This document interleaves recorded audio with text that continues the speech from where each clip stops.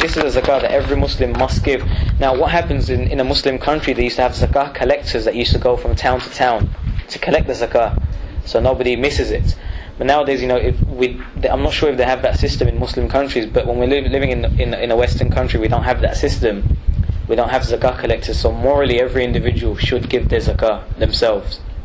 And we do have a very good system in this mosque where we collect the zakah and we distribute it. We have a CAP committee, community assistance program, and we distribute that wealth to refugees, to the poor people who are in need, people who've lost their jobs, people who can't pay their rent, and people who are genuinely in need.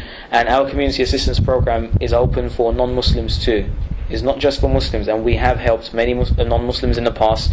In fact, the CPS, Child Protection Service, who I have good relations with, when I went and delivered this class to them, they said, "You guys really give funds to others?" I said, "Yeah." So they started contacting us when their funds, they have limited funds. When they need funds, they started contacting us, and we help them. If we have it, we help. So our doors are open. If you know anybody who is in need, they can apply for assistance from the mosque. So this is it's an act of devotion, and it's an act of kindness and generosity. Like I mentioned, this is the obligatory, mandatory zakah charity that every Muslim has to give if they are wealthy and they are mature and sane. If they are wealthy, as I mentioned.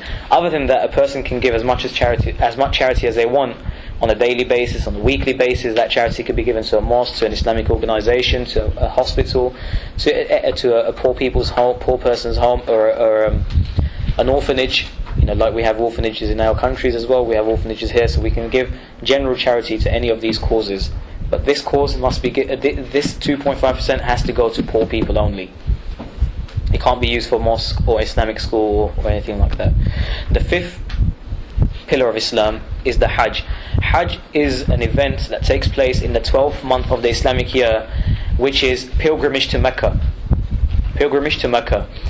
Anyone who can afford it, and he's mature, he is sane, or she is sane, they are mature, they can afford it, and there are no other obstacles stopping them from going to Hajj, they must perform Hajj once in their lifetime. At least once. If a person wants to go more than once, they can. But at least once in their lifetime they must go for Hajj. But if a person cannot afford Hajj, then obviously they will not go for Hajj. God doesn't require them to go for Hajj because they cannot afford it. What's the affordability like? It's approximately 6,000 per person. Nowadays it's become so expensive because of travel expenses, the hotel costs. But what happens in Hajj? Hajj is usually just 5 days long, but people go for about 10 days to become comfortable and relaxed, because there's a minor Hajj called Umrah, a minor pilgrimage, which people do before Hajj. What happens in Hajj is, first and foremost, they spend a few days in different places which is around Mecca. These are rituals that they perform. They stay in tents in a place called Mina. Then they go to a place called Arafah. In Arafah they spend approximately one whole afternoon. And Muslims believe that Arafah was where Adam, when he landed on earth, he went to this place Arafah, and this is where he was supplicating to God and begging for forgiveness, and God forgave him at that point in Arafah. There's one mountain called the Mount of Mercy there, Jabal Rahmah, and Muslims believe that this is where Adam was forgiven. So Muslims spend approximately one whole afternoon there during those 5 days, and they pray to God, they beg from God for His mercy, for favours, for anything you want really, as long as it's good, you ask from God. Then after this ritual they go to a place called Muzdalifah, they spend the night there. Then on the 3rd, 4th and 5th day of Hajj, there's a few actions that are performed on the 3rd day. A person first goes and pelts the Satan. So what Muslims, as I mentioned, the story of Abraham going to sacrifice his son Ishmael, Muslims believe that at one point Satan came to stop him from doing this.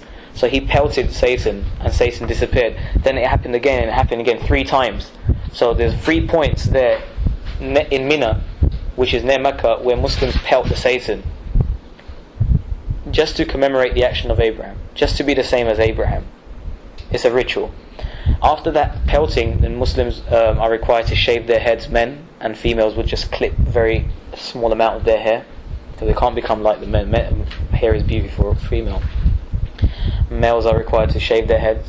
and then we sacrifice an animal for God in thanks, in fact, to thank God, to be grateful to God for giving us the opportunity to go for the Hajj, for choosing us to go for Hajj.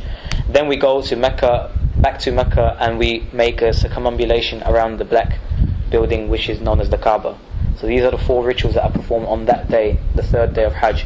Then on the 4th and 5th day we just pelt the Satans again. And some people become so emotional because they think, that's actually Satan there. This is the guy who's been misleading me, misguiding me my whole life. While I've got the chance, let me grab him and do whatever I can to him.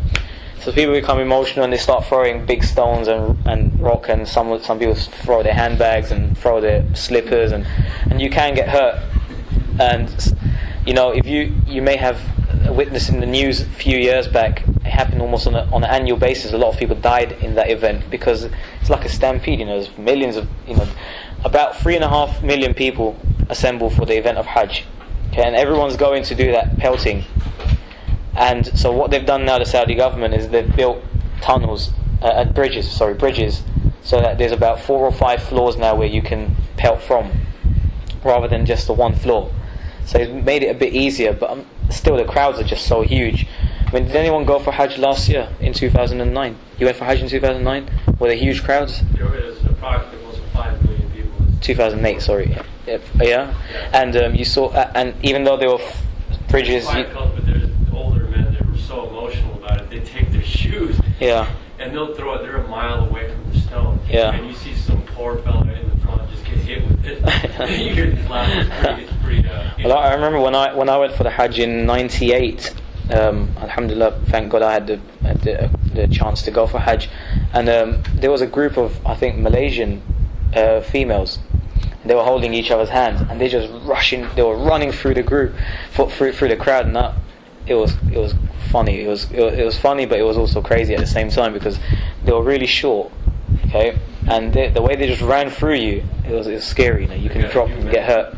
They actually tied themselves from the back of the head to 5 other women. So if you get caught in front of them, you're literally getting clotheslined. They have no mercy. They will run you over. Yeah.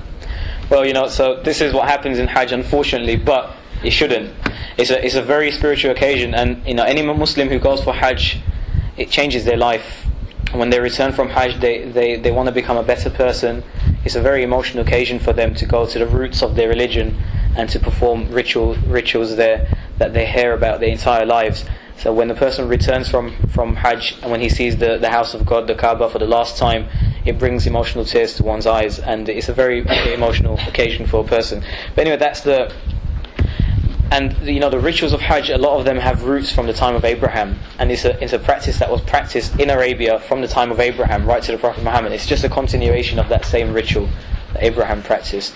So anyway, we'll end today's session here.